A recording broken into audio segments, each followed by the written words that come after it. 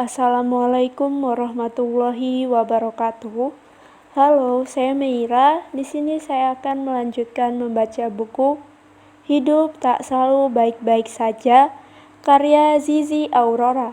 Kali ini saya akan melanjutkan membacakan bab ke-6 dari buku ini. Bagian 6, saya ingin hidup yang baik-baik saja. Inginnya sih hidup yang lancar-lancar saja, mulus-mulus saja, tanpa hambatan apapun. Inginnya ya bahagia terus pokoknya. Ingin hidup itu baik-baik saja. Nggak mau kalau ada yang susah-susah dan sedih-sedih, apalagi bikin kita mikir berat. Tapi kalau seperti ini, di mana dong kita berjalannya? Di mana dong kita belajarnya? Di mana dong kita tumbuhnya? Coba ingat lagi, sebelum kita bisa berjalan dan berlari seperti saat ini, kita pasti pernah melewati proses belajar berjalan sampai jatuh bangun. Saat itu mungkin kita harus melawan rasa takut supaya kita bisa berjalan tanpa harus dipegangi. Disitulah kita pada akhirnya tumbuh dan selalu belajar. Bagaimana supaya hati saya baik-baik saja? Hati, kamu baik-baik saja ya. Hidup ini memang gak selalu indah. Hidup ini memang tidak selalu menyenangkan. Kali waktu pasti ada sesuatu yang membuatmu terluka. Kali waktu pasti ada yang membuatmu kecewa. Semoga kamu selalu kuat. Semoga kamu selalu bersedia, bertahan dan tetap baik-baik saja di tengah hidup yang tidak baik-baik saja ini. Pengennya sih kalau punya hati yang baik-baik saja. Tapi hati adalah bagian tubuh yang paling peka. Terkadang kesalahan kecil saja bisa membuat kita merasa sangat bersalah atau bahkan karena satu hal kecil saja hati kita akhirnya tersakiti. Orang kemudian dengan mudah bilang, halah gitu doang, gak usah baperan kali. Tolong ya, mulai hari ini kita sama-sama belajar untuk tidak mengatakan baper atau bawa perasaan pada orang lain. Kita tidak pernah tahu kan perjuangan orang itu dalam menguatkan hatinya. Kita tahu di luar sana masih banyak orang yang tidak menggunakan perasaannya untuk berpikir. Selama ini cara mereka berpikir mungkin hanya mengandalkan logika saja. Tapi bukan berarti kita kemudian menyalah-nyalahkan mereka. Oke, begini. Saya pun pernah menjadi bagian dari mereka. Saya seperti itu karena kasihan dengan hati saya. Aku termasuk orang yang sensitif dan perasa. Sampai akhirnya mungkin karena apa-apa selalu dirasakan, saya menjadi mudah sakit hati karena suatu hal. Sejak saat itulah, saya lebih banyak menggunakan logika ketika berpikir. Dan ya, saya menjadi lebih baik memang. Hidup saya menjadi lebih tenang karena semuanya saya pikir dengan logika. Misalnya, saat saya tidak suka dengan seseorang, ya sudah, besok lagi nggak perlu lagi berhubungan dengan orang itu. Kalau orangnya menghubungi untuk ketemu, ya saya tinggal menolak. Menjadi orang yang logis memang menyenangkan, tapi jika tidak diimbangi dengan hati, lama-kelamaan kita akan menjadi orang yang keras kepala, semaunya dan beranggapan bahwa kitalah yang paling benar. Saya kembali menyadari itu setelah saya menikah dan bertemu dengan ibu mertua yang segala sesuatunya dipikirkan dengan hati. Saya menjadi sedikit sulit menyesuaikan saat harus menginap di rumah mertua selama beberapa hari dengan suami. Saya menjadi sering diingatkan untuk berpikir dengan hati. Saya berontak karena saya pernah berada di posisi ini. Yang ada saya malah tersakiti, sampai akhirnya saya lebih banyak merenung dan belajar lagi. Bicara tentang hati adalah bagaimana kita melapangkan hati dalam menghadapi segala sesuatunya. Hati memang harus dilatih menerima kenyataan bahwa kepahitan itu ada, kesedihan itu di depan mata, kecewaan itu nyata. Kelapangan dalam menerima itulah yang membuat hati kita akan kuat, lebih baik dan lebih tangguh menghadapi hidup yang tidak baik-baik saja ini. Tanpa harus meminta mati. Apa sih yang kita pikirkan soal mati? Setiap ada masalah yang berat dikit kok pengennya mati. Kalau saya sih bukan pengen mati. Kadang kalau ada masalah yang benar-benar membuat hati saya lelah, saya pengen ngilang. Ngilang? Iya, menghilang aja gitu kemana. Tanpa kita sadari, kita terkadang memilih ingin mati saja, daripada harus menanggung beban berat dalam hidup. Seolah dengan mati, urusan itu bisa selesai dengan sendirinya. Bahkan mungkin saking frustasinya, tidak sedikit orang di luar sana yang memilih untuk mengakhiri hidup dengan cara yang tidak wajar. Semua itu demi mengakhiri masalah hidupnya yang berat, itu tentu saja. Tapi benarkah kita serapuh itu? Kita ini makhluk ciptaan Tuhan yang paling sempurna. Tidak mungkin Tuhan menciptakan kita menjadi serapuh itu. Di balik kesedihan pasti ada kebahagiaan, di balik kesakitan pasti ada kesembuhan. Mungkin ada yang salah dari diri kita jika kita sampai berpikir untuk mati. Contoh kecil saja, saat kita sedang down, sebaiknya kita bergaul di lingkungan yang bisa memberikan asupan energi positif. Jangan sebaliknya, bergaul dan mendengarkan orang-orang yang justru menjatuhkan kita. Jadi, memotivasi diri memang perlu. Saat tidak ada lagi yang bisa memotivasi kita, maka diri kita sendirilah yang harus melakukannya. Sekalipun jangan menjatuhkan diri kita sendiri. Yang perlu kita lakukan adalah memotivasi dan introspeksi diri. Mati itu adalah antrean yang kita tidak pernah tahu ada di nomor berapa. Jadi jangan mendahului antrian hanya karena kita merasa hidup kita terlalu berat. Saat kita merasa hidup kita begitu berat, cobalah turun ke jalan, ke bantaran kali, ke kolong jembatan. Lihatlah bagaimana mereka yang hidup di sana masih bisa tertawa menghadapi kerasnya kehidupan jalanan. Karena mati itu adalah antrean, dan secara otomatis kita sudah mendapat nomor antrian itu. Kita tidak perlu sibuk memintanya, apalagi berpikir untuk menerobos antrian. Itu akan datang pada waktunya. Sekarang pikirkan saja apa yang sudah kita lakukan sebelum kematian itu menjemput. Saya sangat tertutup. Di sebuah cuitan Twitter, saya pernah membaca postingan seseorang yang intinya begini. Orang lain cerita sedih bisa nangis-nangis. Aku cerita sedih malah jadi cerita komedi. Kayak orang lawak malahan. Ada nggak sih yang seperti ini? Kalau saya sih iya. Setiap kali saya menceritakan kisah sedih dengan seseorang, malah ketawa-ketawa dan jadi lawakan deh akhirnya. Itu pun saya tidak bisa menceritakan semuanya. Saya terkadang heran dengan orang-orang yang bisa bercerita lepas sampai nangis-nangis. Pengen kayak gitu biar plong, tapi kok nggak bisa ya? Oke, saya memang pribadi yang cukup tertutup dan tidak mudah terbuka tentang hal-hal pahit yang saya alami. Kalau bisa orang lain taunya saya baik-baik saja dan selalu bahagia. Biasanya saya baru bisa menceritakan setelah berhasil melewati kejadiannya. Itu pun tidak ke semua orang, hanya orang-orang tertentu yang kebetulan datang untuk curhat atau sharing tentang pengalaman hidup. Apakah itu hal yang salah? Saya rasa tidak. Hari ini tidak sedikit orang yang bersedia mendengarkan cerita kita bukan karena peduli, melainkan hanya ingin tahu dan menjadi bahan pembicaraan dengan yang lain. Menemukan orang yang benar-benar peduli memang tidak mudah. Itulah mengapa banyak dari kita yang sadar akhirnya memilih memendam sendirian, bahkan sampai menyelesaikannya sendirian. Bukan berarti saya tidak punya orang kepercayaan sebagai tempat bercerita. Ada, saya punya. Hanya saja ada hal-hal tertentu yang lebih suka saya pendam untuk diri saya sendiri dan menyelesaikannya kemudian. Kenapa? Di tengah hidup yang tidak baik-baik saja ini, saya kira kita harus pandai memilih dan memilah teman mana yang harus diceritakan dan mana yang sebaiknya kita simpan untuk diri sendiri. Tidak perlu terlalu terbuka dan bercerita apa saja, apalagi ke sembarang orang. Sebab kita tidak pernah tahu apa yang orang itu katakan di belakang kita. Pernah merasa tidak berharga. Saya sedang ingin terbiasa menyelesaikan masalah dengan diri saya sendiri. Saya sedang ingin nyaman bercerita dengan diri sendiri.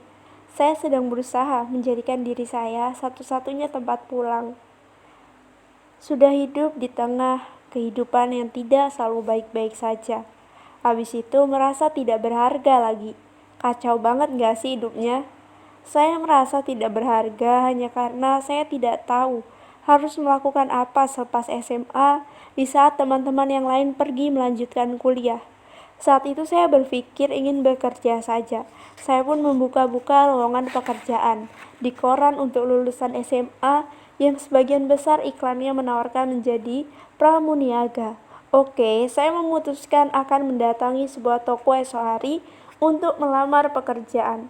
Esok harinya, saya mendatangi toko tersebut bersama seorang teman yang juga baru lulus SMK. Bayangkan saja, saat tiba di depan toko itu, saya tidak berani masuk dan hanya melewatinya saja. "Kok kamu nggak jadi?" tanya teman saya. "Aku malu." Lah, kalau malu gimana kamu bisa dapat pekerjaan? Akhirnya saya pun mengurungkan niat melamar pekerjaan di toko itu. Padahal saya sudah membawa lamaran kerja dan tinggal dimasukkan saja. Teman-teman saya sudah mulai mendaftar kuliah dan teman-teman di SMK juga sudah mulai mendaftar pekerjaan.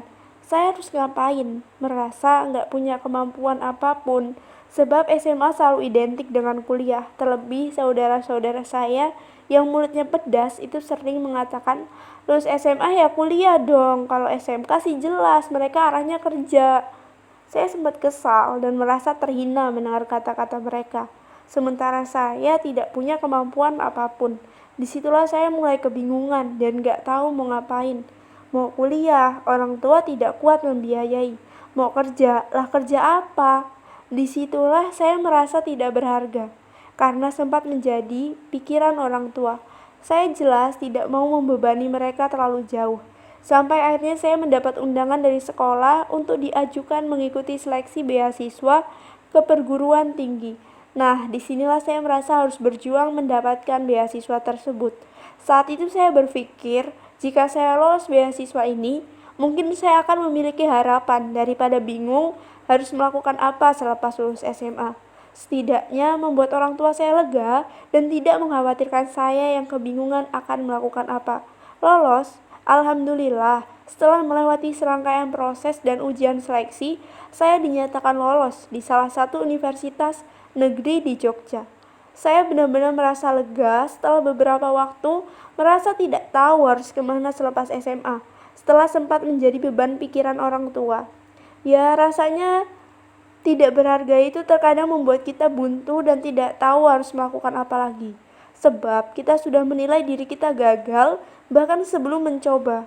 Itulah mengapa menghargai diri sendiri itu perlu, bahkan saat tak ada lagi orang yang menghargai diri kita. Hanya butuh lebih banyak bersyukur. Pernah nggak sih ngerasa diri ini kurang bersyukur? Merasa diri ini sudah mensyukuri sesuatu? Apalagi saat sedang berada di bawah, banyak minusnya. Untuk bersyukur pun rasanya butuh perjuangan. Tapi kenyataannya kita harus tetap bersyukur. Sebab sebenarnya pun kita tidak punya alasan untuk tidak bersyukur. Kenapa?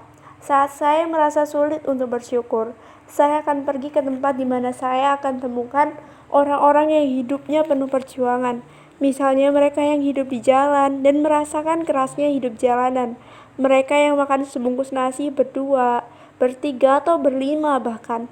Mereka yang secara fisik memiliki keterbatasan tetapi masih berusaha bekerja, meski itu sebagai tukang koran di lampu merah. Beberapa waktu lalu saya diajak oleh Kak Afif, saudara saya, mengunjungi kerabatnya. Ternyata kerabat Kak Afif yang kami kunjungi, maaf, memiliki keterbatasan fisik dan mental. Tapi saat saya melihat ia duduk bersama kami di ruang tamu dan ikut mendengarkan pembicaraan kami, saya yakin bahwa ia dilatih untuk percaya diri oleh orang tuanya. Terbukti, ia mengajak saya berkenalan karena sebelumnya kami memang belum pernah saling bertemu dan kenal. Ia menghampiri saya yang duduk tidak jauh darinya dengan ucapan yang terbata-bata. Ia mengatakan bahwa ingin berkenalan dengan saya. Ia kemudian mengulurkan tangan dan menyebutkan namanya, Sera. Saya menyambut uluran tangannya dengan pujian dalam hati. Saya benar-benar salut dengan rasa percaya dirinya yang tumbuh di dalam dirinya. Saya salut dengan cara orang tuanya mendidik rasa percaya diri kepadanya. Saat saya melihat ke arah orang tuanya, mereka tidak terlihat menyesal, justru tetap bangga memiliki Sera dengan keadaannya. Orang tuanya kemudian membantu Sera untuk menghampiri saya dan menuntun Sera berbicara. Saya kira banyak cara supaya kita tetap bersyukur, karena memang tidak ada alasan bagi kita untuk tidak bersyukur dalam keadaan apapun. Meski ada titik-titik di mana kita berat untuk bersyukur, saya kira akan lebih baik jika kita tetap bersyukur dengan sekedar mengucap terima kasih. Ada sedih yang bermakna. Sadar gak sih, terkadang kita itu tidak ingin sedih. Ingin hidup ini selalu bahagia. Tapi bagaimanapun usaha kita untuk membuat hidup kita bahagia, pasti akan selalu ada hal-hal yang membuat kita sedih. Entah itu lingkungan kita, keluarga kita, saudara, atau teman bergaul kita. Akhirnya kita tetap akan bersinggungan dengan yang namanya kesedihan. Tapi yakinlah bahwa tidak ada sedih yang sia-sia. Setiap kesedihan yang kita lalui pasti bermakna. Sejatinya, sedih itu mengajarkan kita untuk bersyukur.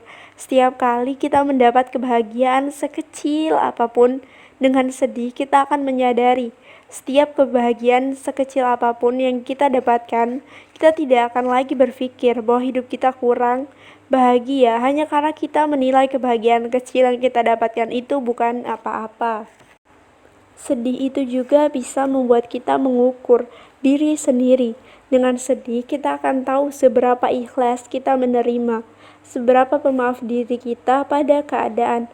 Misalnya ada seseorang yang membuat kita sedih, atau keadaan yang membuat kita akhirnya merasa sedih. Untuk membuat semuanya lebih baik, kita tidak mungkin larut dalam kesedihan itu kan. Yang ada kita harus berusaha memaafkan orang itu dan keadaan yang membuat kita sedih. Bicara tentang sedih, sedih itu seperti trauma. Semakin dipupuk, semakin subur, dan akhirnya bersemayam dalam hati kita. Sandra yang baru saja mengakhiri rumah tangganya mengatakan, memaafkan dan introspeksi diri. Aku harus memaafkan suamiku yang selingkuh. Mungkin selama ini ia menikah denganku, ia tidak bahagia dan tidak tahu caranya mengomunikasikan. Akhirnya ia menunjukkannya dengan cara yang menurutku salah. Ya, ia sedang berada di tahap itu ketika saya bertanya, apa yang ia lakukan supaya sedih dan trauma itu tidak bersemayam dalam hatinya? Semudah itu, tanya saya. Semudah itu cara untuk memaknai kesedihan dan trauma. Tapi, tidak mudah untuk dilakukan. Aku juga butuh proses untuk bisa lepas dari kesedihan dan rasa trauma. Ya, saat saya merasa sedih dan tidak berusaha memaafkan sesuatu yang membuat saya sedih, justru memupuk kesedihan itu sendiri. Sedih itu semakin hidup dan tumbuh subur di hati. Seperti ketika saya mengingat kepergian Andre. Sampai beberapa tahun kemudian, setiap kali saya mengingatnya, saya bisa merasakan kesedihan yang mendalam dan menyesali kepergiannya. Tapi kemudian saya belajar untuk mengikhlaskan dan memaafkan keadaan. Sebab memang itu yang terbaik untuknya dan untuk kami. Semua orang pernah kecewa dan tidak baik-baik saja. Saat kita merasa sedih, kecewa, atau bahkan merasa paling menderita, kita harus sadar bahwa di belahan dunia ini hampir semua orang pernah merasa kecewa dan tidak baik-baik saja. Pokoknya, kalau urusan kecewa dan tidak baik-baik saja, jangan pernah merasa sendirian. Banyak kok temennya.